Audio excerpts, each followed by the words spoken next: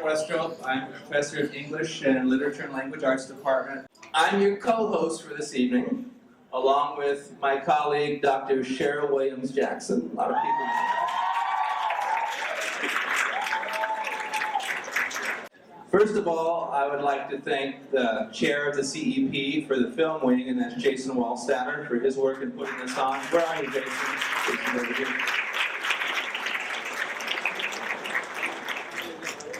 And my colleague on the committee, who is the vision for this event, Professor of ESL, Ruth Lumen.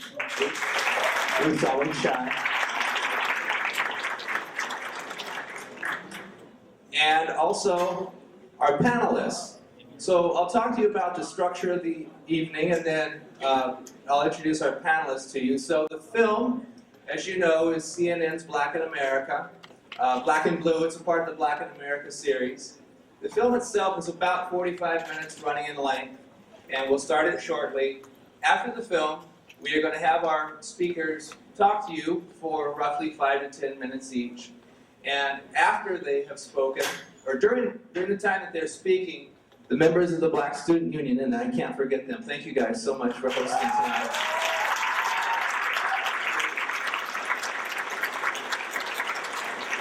They brought the refreshments, they're ushers, they brought the popcorn, and thank you guys so much. And they're going to be our runners too tonight. So while the panelists are speaking, we're going to send some 3x5 cards around for you.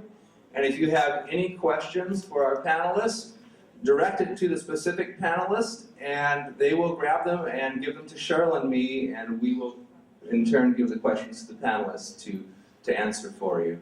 And they'll also be running around with mics. Okay. All right, there you go. All right, so let me introduce our panelists briefly, and then turn it over to Cheryl.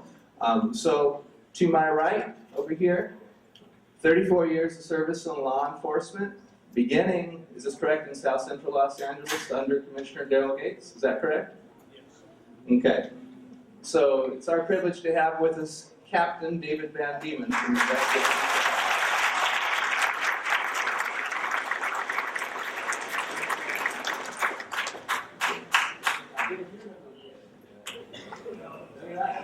Okay, all right, living large.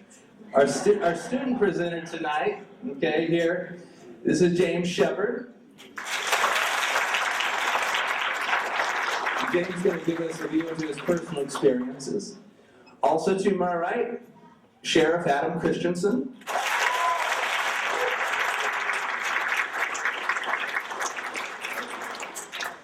To my left over here, many of you know my colleague, Professor of History, Al Smith.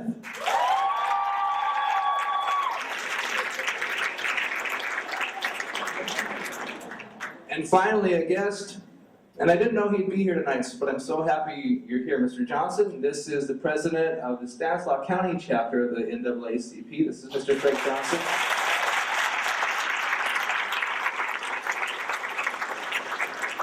And we didn't structure him as a part of the panel speaking, but we want to incorporate him certainly tonight. So during the Q&A, if you have any questions at all for Mr. Johnson, please direct a question to him, and he'll say he's ready. He's ready to go and answer any of your questions tonight.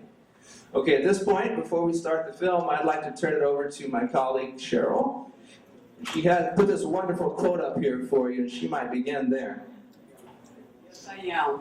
Hello, everyone. So, one of the things that I do in my life is I focus a lot on children.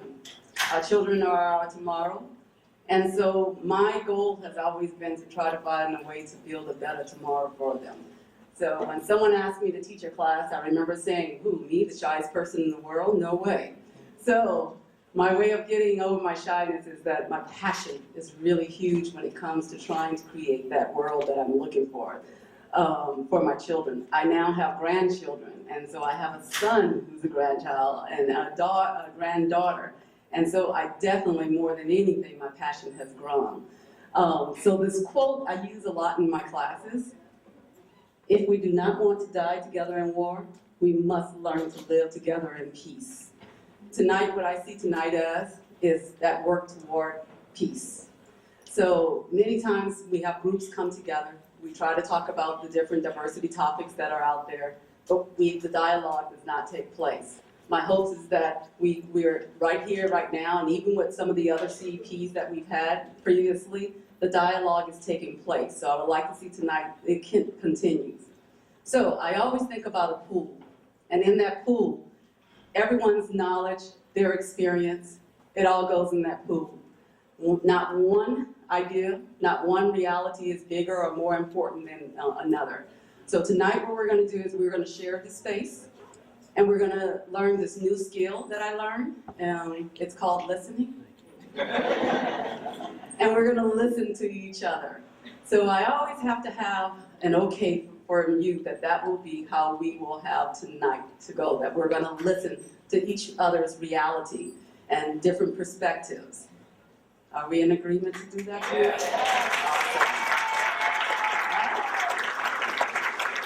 Then I'm feeling good. All right, so I will turn it back over to Theron. All right, thank you very much, Cheryl. Cheryl's my new favorite person on campus because she's from New Orleans, my favorite city in the world, so yeah. All right, it's time for the film. The entire time in South Central Los Angeles, which at the time was predominantly African American. The demographics have changed drastically over the last 30 years, but at that time, the divisions I worked, if you're familiar with South Central Los Angeles, I worked Newton Division and 77th Division. Both of those divisions were predominantly African American, probably better than 90% in each case. And I worked down there predominantly the graveyard shift during that time, so I have a very kind of unique perspective. I eventually came back here to Modesto as a police officer, and I've been here ever since. I've rose through the ranks. I was a sergeant for over 18 years. I oversaw the gang unit for a period, several times actually, rotated in and out of the gang unit here in Modesto. Eventually became a lieutenant. I was appointed as the Southwest Area Commander, meaning I represented, we had area commanders in the 4 parts of Modesto, and meaning that I represented the southwest part of Modesto, predominantly the Paradise Road, Crozandi Road area out there. I was more recently promoted to captain within the past year, and my current assignment is I'm the captain that oversees our detective bureau, our investigative services division. And as such, I oversee all the detectives and all the felony follow-up crimes that we do. I also oversee our drug unit as well as the gang unit here in Modesto. So that gives you a little better picture of my background, of where I come from and how I've gone complete circle here, just about from Modesto down there and returning here to Modesto. When I watched this film here, and I watched it earlier today as well, it's disturbing, and I realize that. It's disturbing to me. I'm sure it's disturbing to Sheriff Christensen as well. But I think what you need to understand is to put things in perspective here is what you see there is not Stanislaus County. That is not law enforcement in Stanislaus County. That is not the way we deliver law enforcement in Stanislaus County. That is East Coast based, obviously in the city of New York. And although some of the methods may have been implemented for short periods of time, and we do adopt, and I know the Modesto Police Department, we've all read the book, Broken Windows. We've all read that book, and we understand the theory that if small things go unattended, they become bigger things, is basically the problem. And there was a period of time when we had a larger police force here in Modesto. We currently do not. We have an extremely small, in my entire career of over 30 years, we have the fewest amount of police officers right now in Modesto than we have ever had in my entire career. We have the fewest amount right now. There was a period of time when we peaked at 289 sworn officers. Right now on the streets assigned to the patrol division, we have I think 86. Total, we have about 169. We have 24 officers right now on the street in the field training program. We have never had that many rookie policemen in training simultaneously than we do right now in Modesto. All of them are partnered up with more seasoned officers. Well, on top of that, we have 13 additional officers we have just hired that will be starting the academy here within about 2 weeks. And we have several others as well that we've hired to go to some other academies as well. So we have a number of officers, almost up to 40 of them, either in the hiring process, have been hired, going to start the academy, or currently in the field training program, have graduated from the academy. But actual functioning officers, we have about 168, 169, and that's from Chief Galen Carroll all the way down to the last officer that just got cut loose and is working the streets. So we have fewer officers on the street than we have ever had, ever. And it's kind of frightening because If you're from Modesto or you drive through Modesto, you'll notice that the crime rate has increased. I mean, it feels different out there. There's been the effects of AB 109, the effects of Prop 47. All of those are having drastic effects on this city. What's interesting is, I'll give you some information, is that Modesto, as of this week, has surpassed our homicide record. We hit 25 homicides as of Monday in the city of Modesto, okay? Our number one complaint at the Modesto Police Department right now, the number one complaint that comes into the area commanders, the dispatch calls, are public nuisance complaints. It's regarding homeless people, homeless issues, panhandlers, aggressive panhandling, urinating in public, people camping in the parks, drug dealing in the parks, things of that nature, mostly public nuisance related complaints. That is the number one complaint, one of the biggest issues the officers are dealing with, and we're dealing with those issues at, like I say, one of the smallest police forces we've ever had. The city, if you don't know it, is 36 square miles, and we have over 200,000 people that reside in the city, approximately 209, 210,000 people.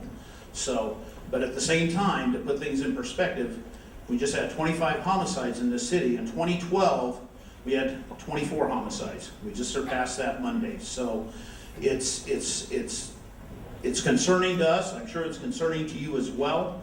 But again, I want to go back to the film here and just kind of put things in perspective. What you see there is what's occurring in New York. I would like to think, and I feel very confident in saying that what is occurring there is not occurring here in Modesto. That is not the relationship that the Modesto Police Department has with this community.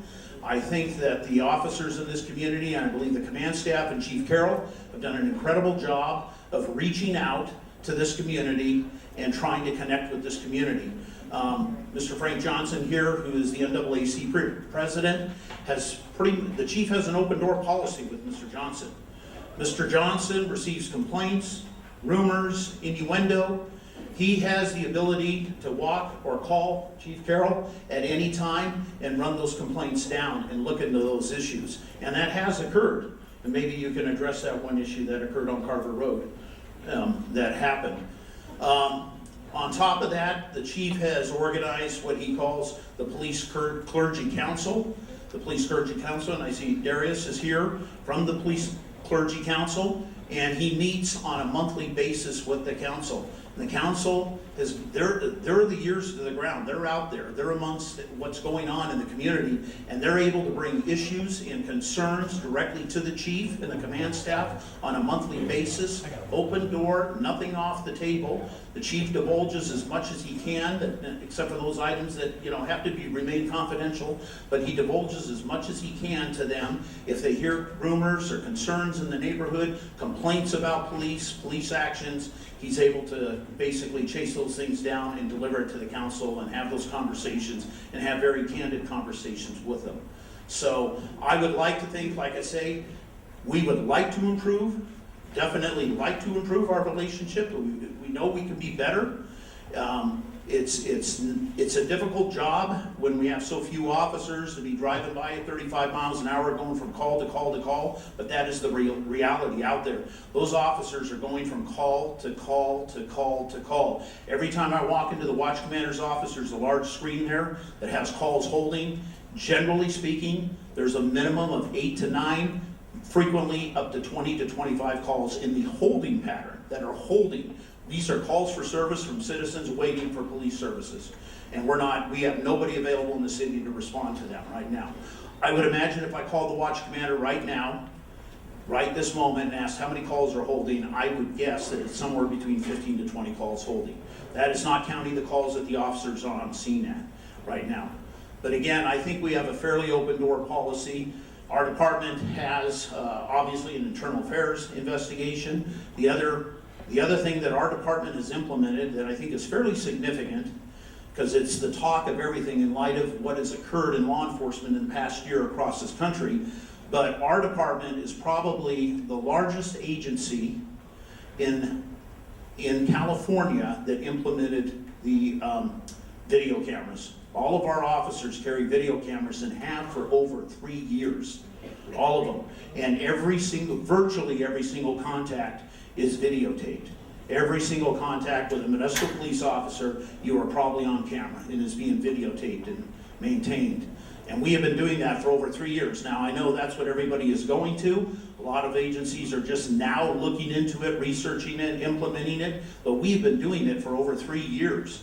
So when we receive a citizen complaint, if an officer has been disrespectful, we're able to go right back to that contact and look at it and chase that down to see if that actually did occur. And if it did occur, we take corrective action. If it's not, it didn't occur, then it's an unfounded complaint. But that is a unique ability. That is how law enforcement has changed over the last 3 decades.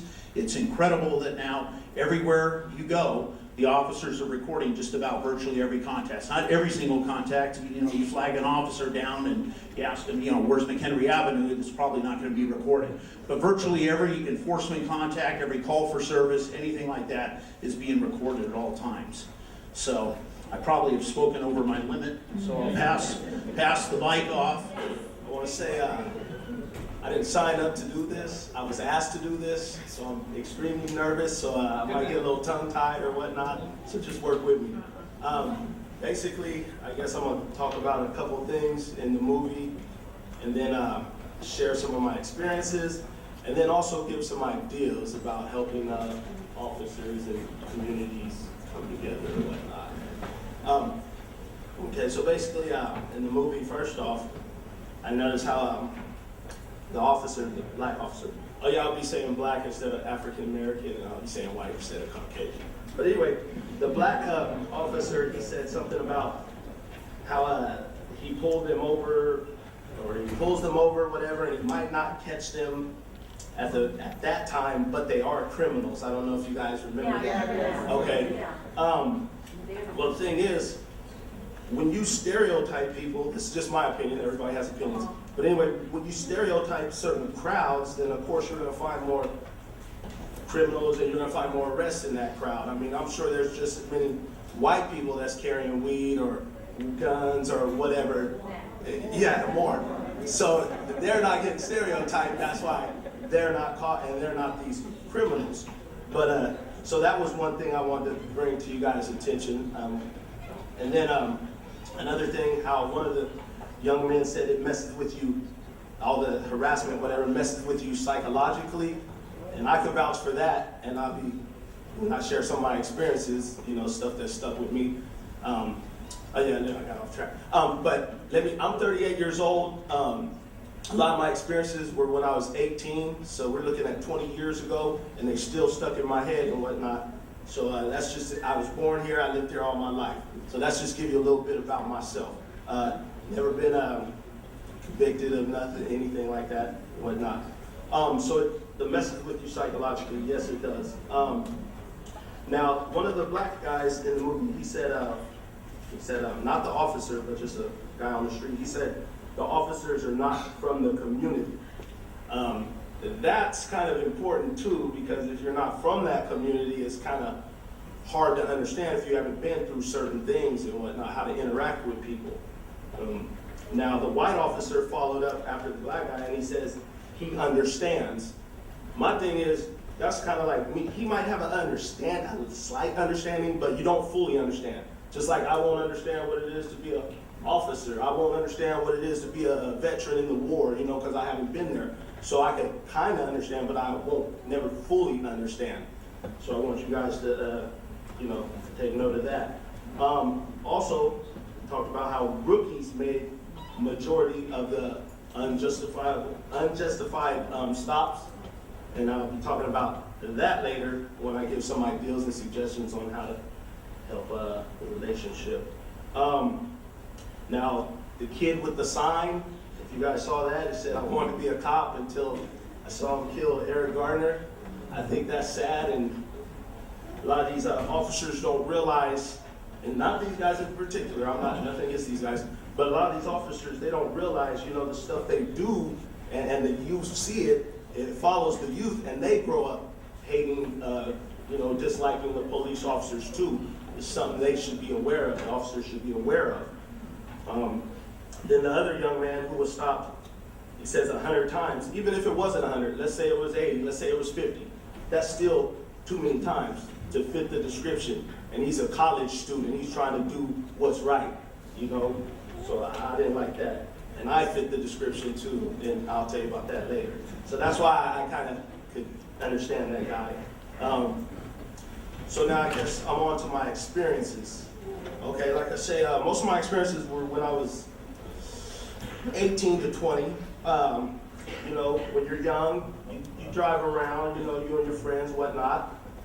You get pulled over. You know, I've been cuffed before, handcuffed, and it's like, I don't understand why. I was never on parole. I wasn't on probation. My car didn't smell like weed. I didn't have a gun in sight, you know, but I was cuffed. Also, I wasn't the type, like the young man said, you don't yell or curse. I'm not that type of guy to yell or curse. Some of you guys might know me. You guys know I'm a pleasurable guy, you know. Yeah, so I wasn't rude, you know. I wasn't like that. I didn't sag my pants down below my butt and all that. I didn't do that. But I still got treated like that. Also, I was searched illegally. And at the time, I was too young to understand my rights. I didn't know. I was naive. I'm young, you know. I didn't know. But they didn't ask to search. They just did it. Cuffed me, searched my car. I've been pulled over. Yeah, I fit the description. Okay, I've heard that many a times. That's it. Because, you know, they can't say I was doing whatever. And I've been pulled over for, you know, loud music, whatnot. But other times when they don't have a reason, basically, I fit the description. Also, I noticed when I was younger and I had my older car, I got pulled over more. Riding with my friends in my older car, you know. I guess it's a, you know, I guess it's a hood car or whatever. Yeah, windows thing. And also noticed a couple years later when I got my new car, I didn't have these problems. Way less, way less. And these are things as you get older, you know, you just sit back and you think about, like, wow, why was I pulled over? Wow, should I have been cuffed? Now that you learn some things, it reflects on you. I've been pulled over. The officers see I was from the west side. They see my ID. Okay, he's from the west side, but I'm on the north side. I've been asked what I'm doing on that side of town. I don't feel it's none of their business if I'm not doing nothing. And that's an experience. See, I've been pulled over for car fresheners hanging on the rear view mirror. Now, to this day, I don't do that. I will not hang anything because I'm traumatized. And I'm serious. Hey, for real, I'm serious. And people laugh when I tell them. People laugh. But it's something to think about, you know? It's stuff that stuck with me. You know, I see a lot of people with them in their rear view. Do they get pulled over? I don't know. Many of you might have them. How many of you guys got pulled over for that? Okay? Also now what I do when I get pulled over, if I get pulled over nowadays, I didn't when I was younger, but I have a tendency, I put my hands out the window. And yeah, and then when they come, they ask, oh, what's the problem? You on probation, parole? No. You know, I don't know you, you don't know me. So I keep my hands out the window. I don't feel I should have to do that, but hey, I do. Also, I asked to grab for my insurance card or my ID. Should I have to do that? You know, but I do. I'm scared to drive 4 or 5 miles over the speed limit on the street. Not the freeway, but on the street. Because I don't know. You know, any little thing. And I'm constantly in my rear view mirror looking, you know, all this stuff. That's why I say it does mess with you psychologically. You know, all this stuff. Like I said, this is 20 years ago. And I still do this stuff. So it does mess with you. Matter of fact, 2 nights ago, driving down the street, I passed an officer coming out of the parking lot. Now this particular street, a couple blocks up, it has those speed limit things where it tells you your speed limit. If you're going over, it starts flashing. Now I'm driving, I know this. Now the cop, or the officer, whatever you call him, he's driving. I notice he slows down and he gets on side of me. I know this thing is coming up, this radar thing, so I make sure, I'm looking at my speedometer, I make sure I'm doing 35, okay? And coincidentally, as soon as we pass that sign, he speeds up and passes me. I'm the only car on the street. I know he saw me, because like I say, I passed right by him, okay? So, was he gonna pull me over? Was he looking to pull me over? I don't know. But the joke was on him, because I already knew. So,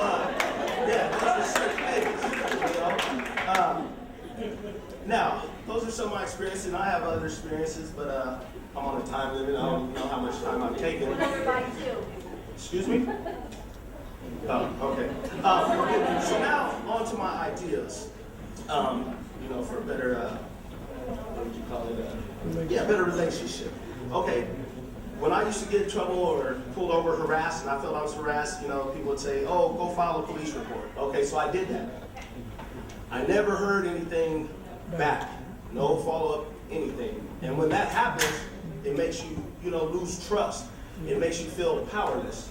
So my idea would be, you know, follow up with the people. If somebody files a report, you know, follow up. Let the person know, you know, that you guys care, that you're on it, you know. Also, if you pull a person over and you say they fit the description, well, when you're done harassing them or whatever, show them that you really do have a report. If you do, that will make, you know, a person feel more comfortable and trusting with the officers. I've never seen them say, "Okay, well, look, here's where it says, you know, black male, blah, blah, blah." Never had that, but that's an idea. Also, the black officers in black communities. I feel if there's more black officers in the black communities, then there will be less stereotyping. And if you partner them with a white officer, that white officer would probably have less tendencies to stereotype. So that is an idea. And if you can't find enough blacks, then, you know, you put an ad out. Wherever you find somebody, turn out or wherever, you know, worry, right? Okay? Now, also, and same with Hispanic communities, you know, hire Hispanics, whatever. Now that leads me to my sociology teacher, beautiful lady with the purple hair. She made a great point in class.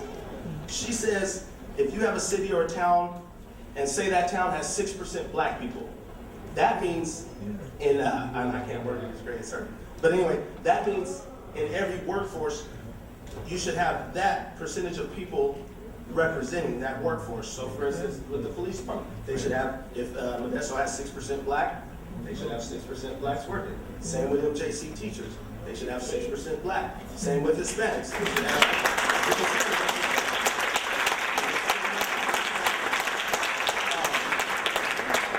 So that's a problem, I think. Now also, how I was telling you, the rookies do most of the stops, the unjustifiable stops. Okay, what I also learned in class here, different class, the front part of the brain doesn't develop till around the age of 25. So if you hire a bunch of people or children under 25, they make, well, you know what I mean, not fully developed. But yeah, it's like, how do you expect these people upholding the law is a serious task. So if you have people that aren't mature enough, then there's a problem. And also, you know, if you wait till, I say start waiting till hire people 25, if you can, hire people 25 and older. That should be a requirement. That way they live life longer and have more life experiences, and they fully develop their brain a little bit better. Also the education. Now I know, you know, I guess a high school diploma is required. I feel there should be, you know, more education should be pushed before you're hired, maybe a degree or something of that nature, if you can. And like I said, if there's not enough people, put the ad out. Also, okay.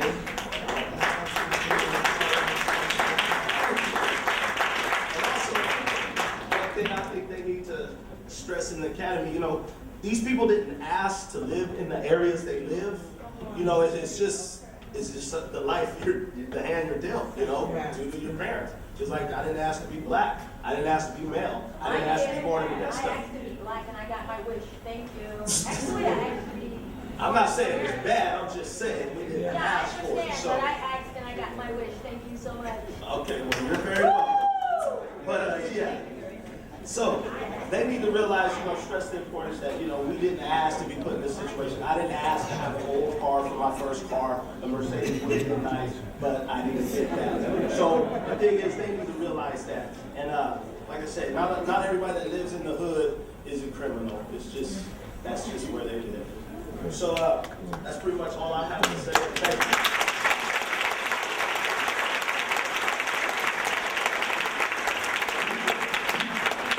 So we'll turn it over to Sheriff Christensen now. Thank you.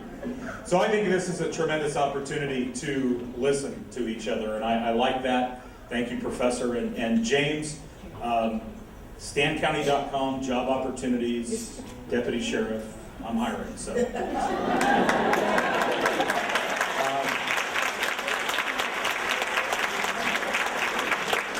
you know, James is right on several points. Out of about 1,200 people that I have in custody every day, right now 489 of them are white and only 132 are black. So you're right about that too. You know, this is an opportunity for us to share with you our perspective. I'm not here to try to convince you that what you saw doesn't happen in other parts of the country. I'm not here to convince you that perhaps this doesn't occur right here in Stanislaus County. But I will tell you that if this does occur, you're fired. It's that simple. I've seen this before. I saw it when it was first distributed. I watched it again. I saw it again tonight. The blatant violation of the Fourth Amendment is shocking. There's just no way around that. How can you justify stopping people illegally? It doesn't make sense. And so, like the captain said, this is shocking, but the difference is East Coast law enforcement and West Coast law enforcement is very different. And we have to work together. We have to be able to share ideas and to communicate and to work collaboratively to build trust and confidence. And when I say that, you know, our highest priority is to protect the public's trust and confidence in us. The only way to do that is, like Keyshawn said in the film, accountability. And so, in order to really put accountability in front of policing means that all of you have to have access to us, and we have to work with you. And there has to be a process in place where you can be heard, and we have to be able to demonstrate that we can abide by the law enforcement code of ethics without exception. And when something in the community occurs that people question, then you have to be able to have individuals from the community be able to reach out to us. And just like the police department, Mr. Johnson has direct access to me. He's got my number, and he's called me. And he said, Sheriff, this is what I've heard. Can you look into this for me? And I've said, absolutely, and returned to him the facts of the situation so that he can work with those individuals in the community who felt like they were treated unfairly or disrespectfully. Talking to people, that was another point in the movie. I enjoy talking to people. I want to hear from the community because as the sheriff, ladies and gentlemen, I work for all of you. I don't work for the CEO or the Board of Supervisors. I work for the people who elect me to this position. So all of you have the right to communicate with me, and I would hope that you're communicating with our staff. Relationships, also talked about in the film, very important. My relationship with people is critically important to our success. My relationship with Reverend Crosby is very important to me because that's somebody that I trust. I hope that he trusts me, and that's how we build trust in the community. So there are multiple organizations, service, civic, charitable, faith-based business, education, agriculture. Everybody has to work together in order to improve our communities, but in order to promote a healthier and safer community. Use of force, big deal right now, especially here in California. You know, there's a lot of people asking for use of force data. I know that the police department has a very stringent review process, as do we. We look at those cases and we make sure that we're within our policies and our guidelines. What you see in this film, you're fired. I don't care any way you look at it, that's just unacceptable. You know, fear of law enforcement was another point that was made. I don't want people to fear us, but I guarantee after we leave tonight, there's going to be perhaps more than a few of you who still are not going to trust me. You're not going to trust law enforcement. You're going to fear us. And we have to continue. We have to continue to work on that. And that's just as much our responsibility as it is yours. Again, you've got to work together. The captain mentioned citizen complaints. Our citizen complaints are relatively low.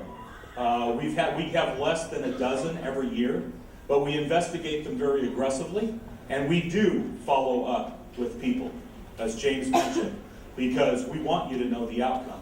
Again, in our department at the Sheriff's Office, if you violate the law enforcement code of ethics, if you violate the public's trust and confidence in us, I guarantee that you'll be held accountable. Community policing, it's been around for a long time. What was mentioned here is nothing new.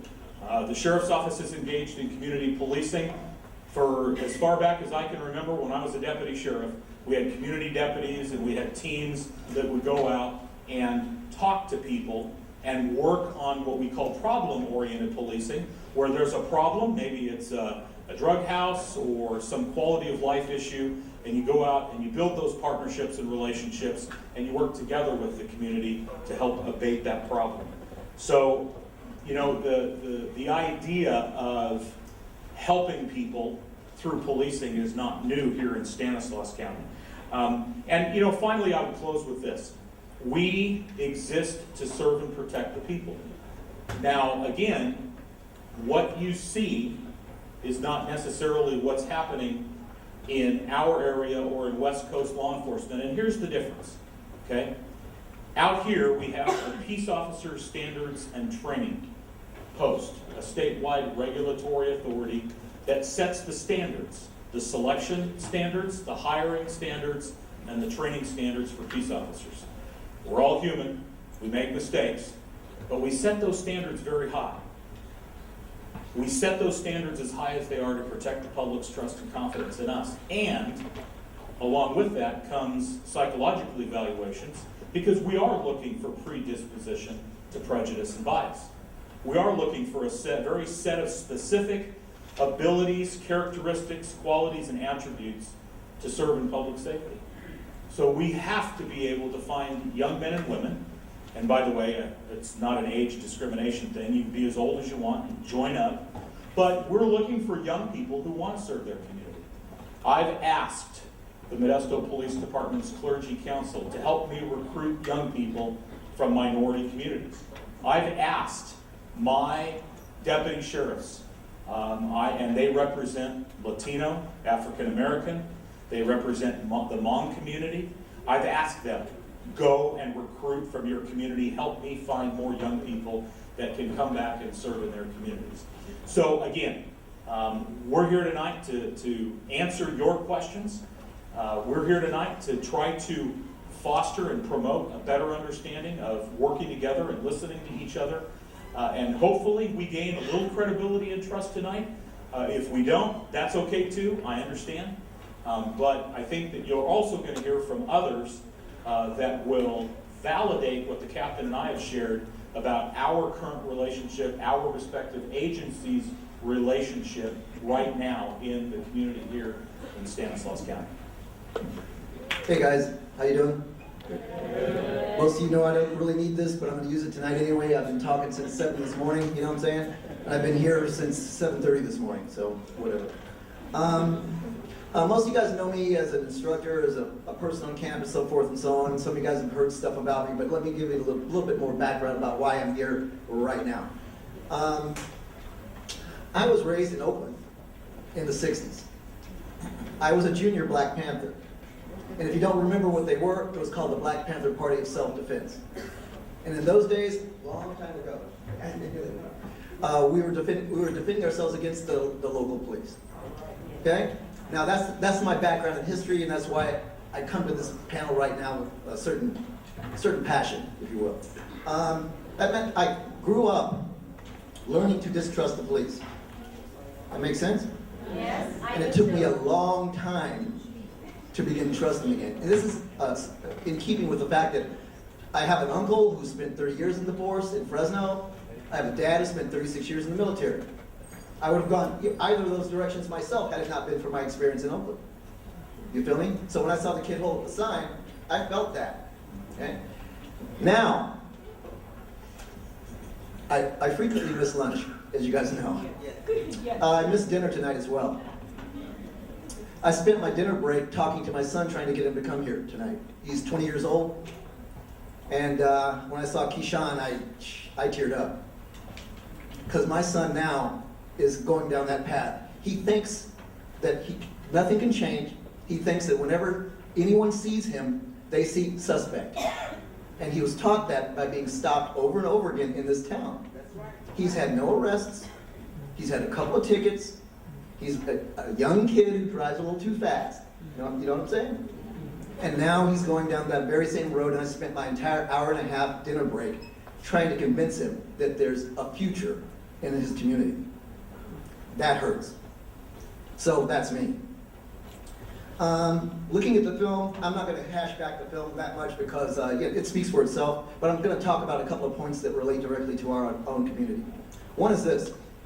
Policing descriptions of suspects are often far too broad to be actually even useful. And I know the police actually know this. They know that if someone tells them something, it is hearsay secondhand. I mean, a suspect has been seen by somebody else, and you get that witness and you talk to them, they say, black male, 5'8", t-shirt. Hell, that's me.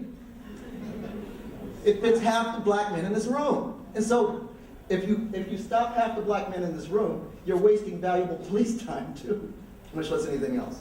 Okay? And it also makes every black man suspect. Right. And it makes every black man feel suspect, which is the problem of the community situation now. We feel suspect, no matter what car we're driving, as a matter of fact. And community policing is great. I'm a big fan of it. Previous police chiefs and I have talked about community policing as a solution to a lot of these problems. I think it can be, with some adjustments and whatnot. But they're tremendously understaffed right now. I get that too, okay? But it's the way communities are policed too, has a lot to do with it.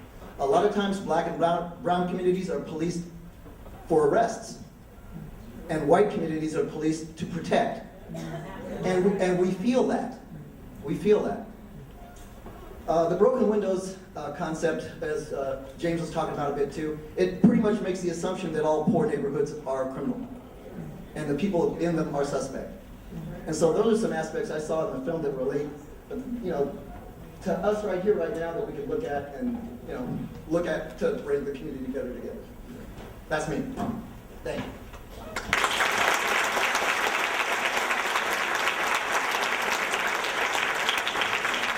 Okay, we're going to begin the Q&A now, and we're going to incorporate Mr. Johnson very quickly here.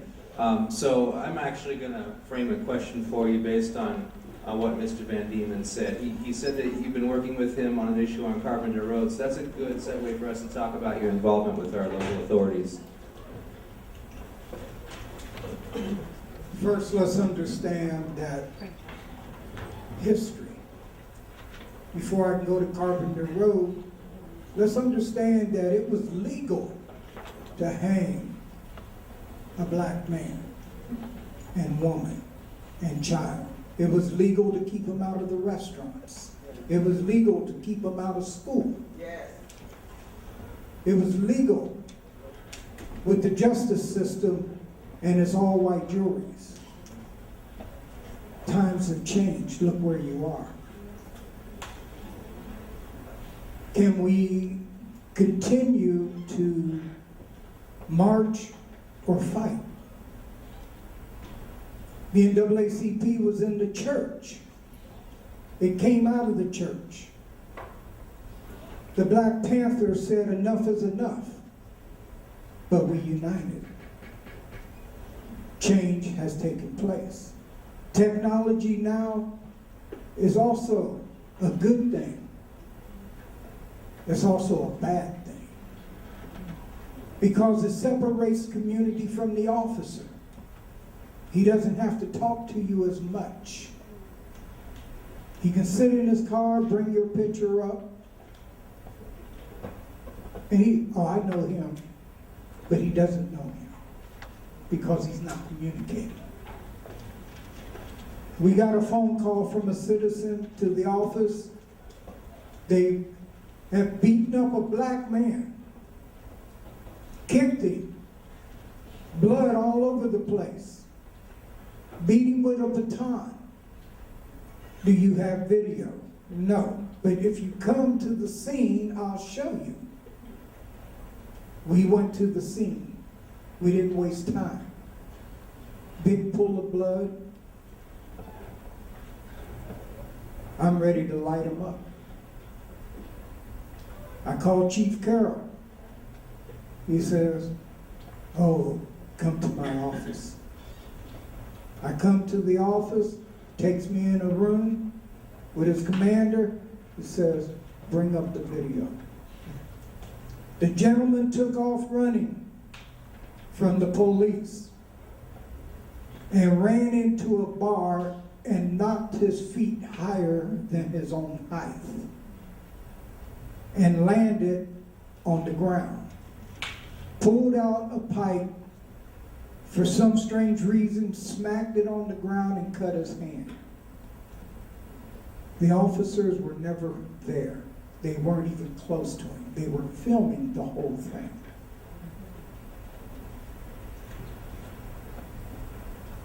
Why was the officers chasing him in the first place? Because there was an incident inside the store around the corner. I'm not trying to justify anything for the police. Sometimes we're misled to believe one thing or the other. But they were justified in what they showed me. I was disappointed in the lie that was given to us over the phone. That wasted a lot of valuable time where we could be investigating a student in a school being discriminated against because of color. You just recently heard about a 12-year-old girl being attacked and then punished. She was suspended. There's many, many issues going on in this county, but one issue that is slowly changing. The police department has hired within the past 3 months 3 African Americans, 1 female. It's been a battle. I worked with that female because she had a little weight problem.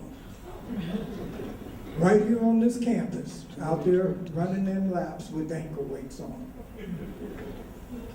Come on, Frank. Yeah, right. I'll be right here when you come back around. African male. Modesto Police Department to yesterday sent me a text that the first in the history of this county and this entire area has accepted the application of a Punjabi that can wear a turban.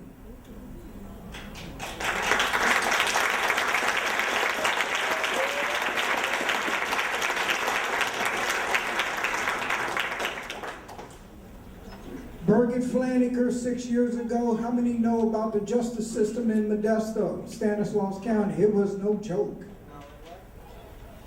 We had a riot downtown and it was bad. If the NAACP hadn't got involved, then poor youth would have been where? In prison. Since then, the DA's office has hired more African Americans and Hispanics and other cultures in any district attorney's office surrounding Stanislaus County.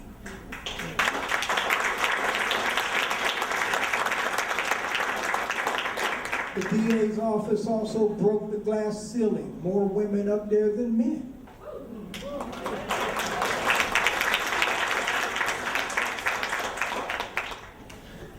We also looked into another case where police officers were hiding cameras under female minorities' desks and in their changing room.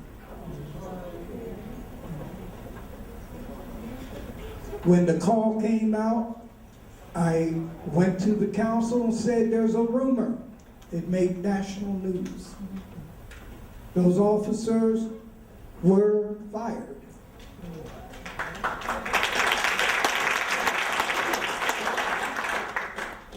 They were rehired.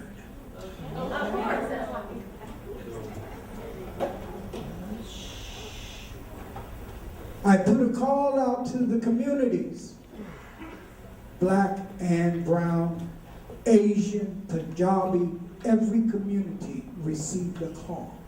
show up at city council. NAACP stood up by itself. Reverend Crosby showed up. Only a handful of people to wage a war against the police department that has violated every civil right that you can imagine and was supported and a cover-up with the entire city. Change only comes when we unite and stand together. If you got one advocate out there doing the battle, don't look for much change. Our worst enemy sometimes is ourselves.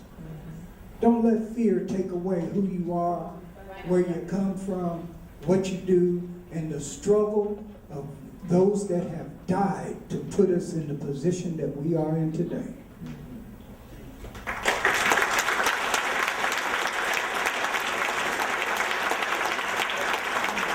Thank you very much to all of our panelists. Now, we normally are here till about 9, but we'll stay perhaps a few minutes after. I do want to incorporate as many questions as possible for our panelists, and I'm going to start with Cheryl here. She's going to read one of hers.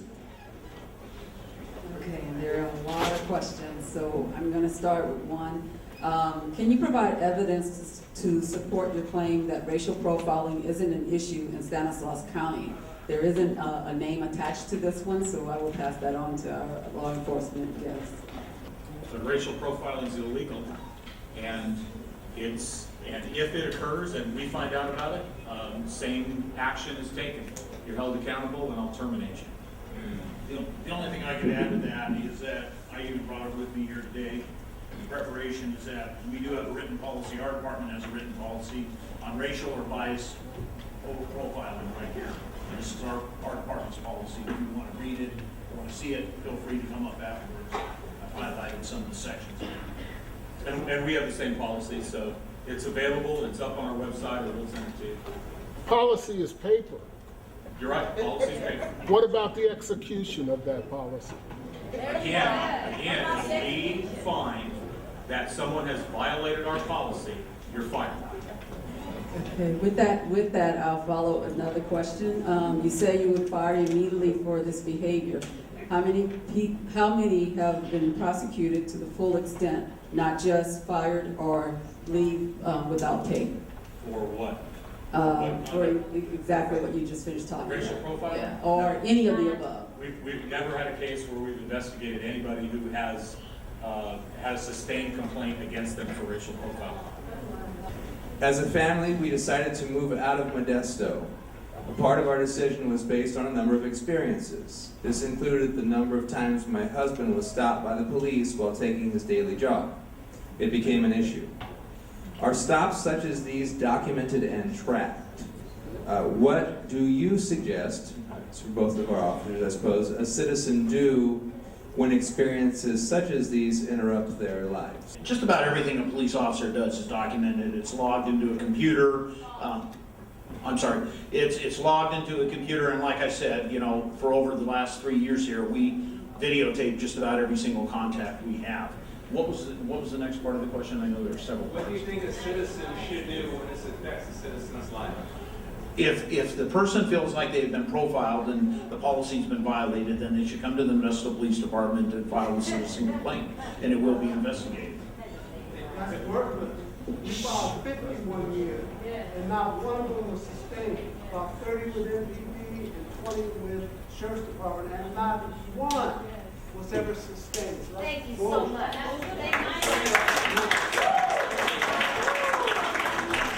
Okay. It was mentioned that the responsibility to build trust needed to be shared equally. However, when the law enforcement is in a position of power, shouldn't more responsibility to build that trust be on the shoulders of the law enforcement? Yes, we agree, absolutely. But again, it's a partnership with the community. It's incumbent upon us to build that trust, but we need your help.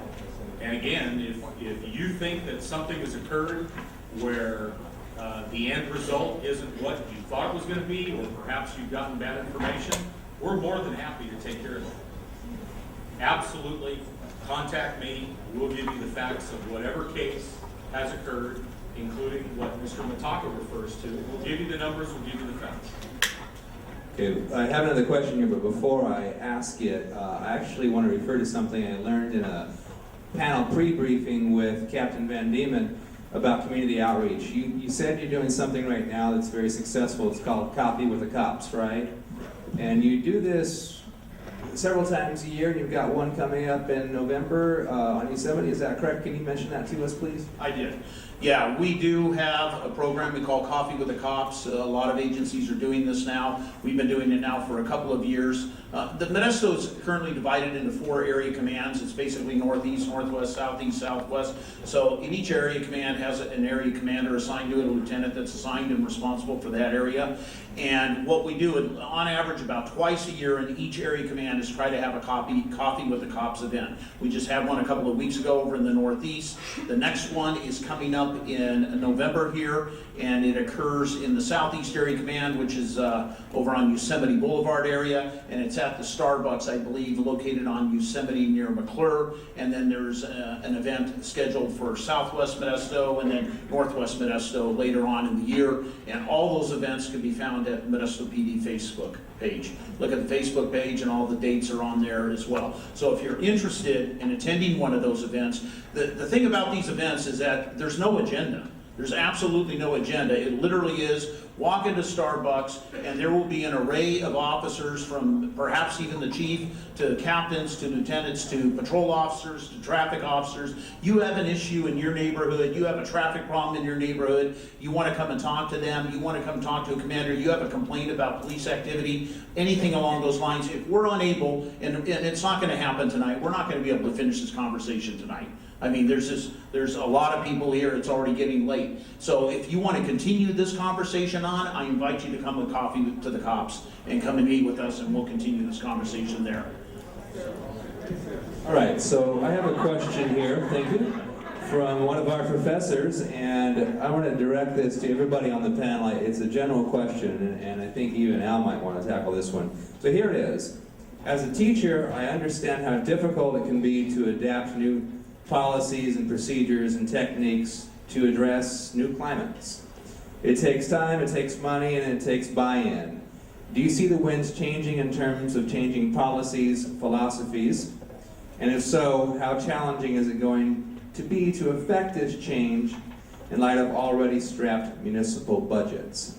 I'm actually going to start. I'm going to direct the first part of this to Al. Maybe our officers can take the second part, but I'm curious about his perspective on adaptation to new policies and procedures. Do you see it changing from a professor's perspective? I'm still waiting for the Student Success Initiative to happen. Sorry, it's an inside joke with a few of us. Actually, I really kind of think that policies and whatnot have a tendency to stay rigid unless we have some kind of crisis to make us change them. I don't want to see that crisis come to Modesto. That's why I'm here. I'm hoping we can see the policies and procedures changed before, proactively, before we have a crisis. But normally in social systems and whatnot, they stay pretty rigid unless there's a crisis, unfortunately.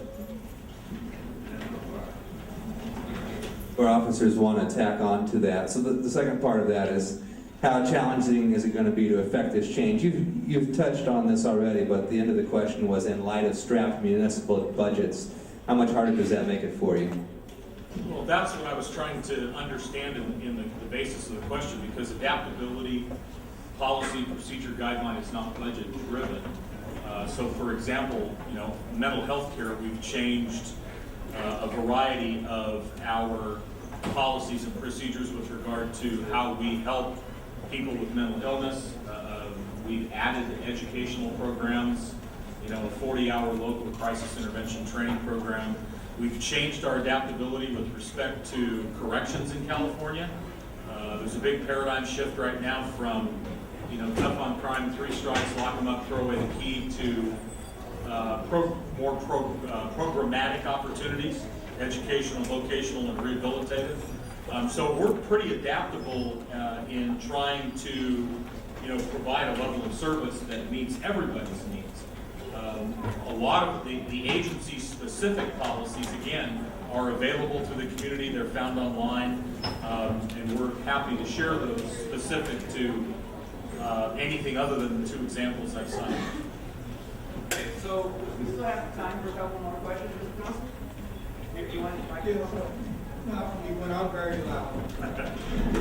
First, I'd like to recognize Mr. Mataka. Mr. Mataka has been instrumental in legal redress department of the NAACP has brought a lot of change.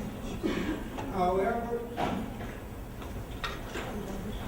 When you take money out the equation, you've taken something out of the way that will allow communication to exist. When you have money and you're trying to make more money, there's no conversation. You're focused on one thing. Now that there is no budget, or the budget is low, there should be many things coming into play with policing and community relationships. Because now, without that money, who do they need? Us. All right, back to Cheryl. Take a couple more.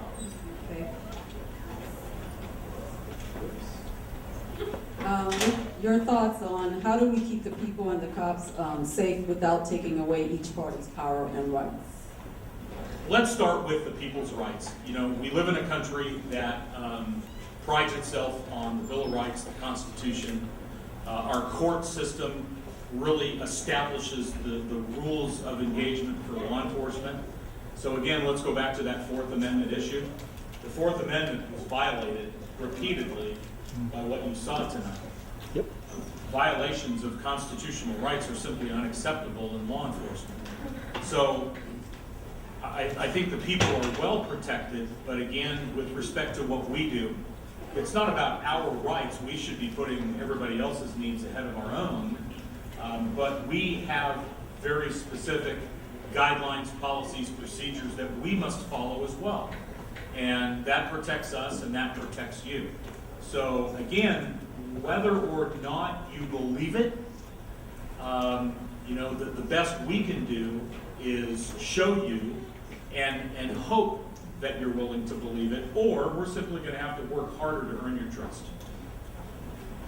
Get involved. How many went to a city council meeting? How many went to a board of supervisors meeting? How many went to Modesto Junior College school board meeting?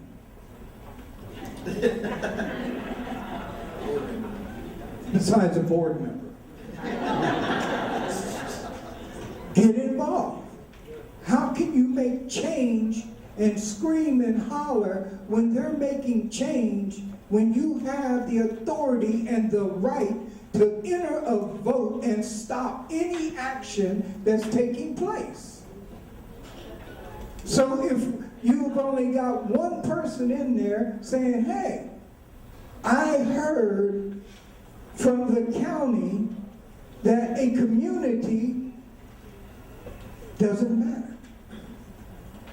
But there was no one from that Hispanic community there to stand up and say, wait a minute.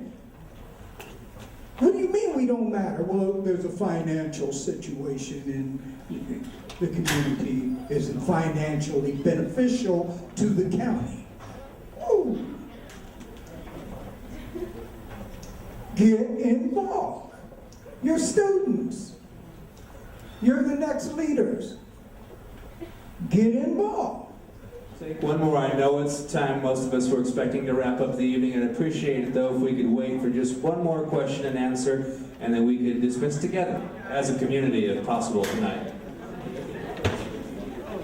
Okay, I don't know how to do this, and so what I'm going to do is ask this question, which is actually a question for me. How do you believe that this black and versus blue affect our children tomorrow? How does it affect them? Okay, it's going to depend. So I'll just talk about my experience of working in the Bay Area as a therapist and seeing many children come with their families and for therapy because of their experiences, whether their experience was violence from the community or their experiences with the police. And so you have where we find that if families are feeling the effects of either one, that there are services out there to help them, to assist them. But it's about us creating the opportunities for doors to open so that they can receive those services. So for instance, we talk a lot about tolerable stress. Both situations are tolerable, and we also talk about toxic stress. Tolerable stress means within the community, we provide the services and we provide where the families and the children get to know the law enforcement, the medical people that are in their community. So one of the things that we found that we had to do is we had to have weekly sessions where the police would come in and just sit down and talk with, and pretty much it was the coffee, come in and have coffee with the law enforcement. And so to get to know them, to see that they can be involved in the change that needs to take place, because what we found for the children, they weren't feeling safe from either their community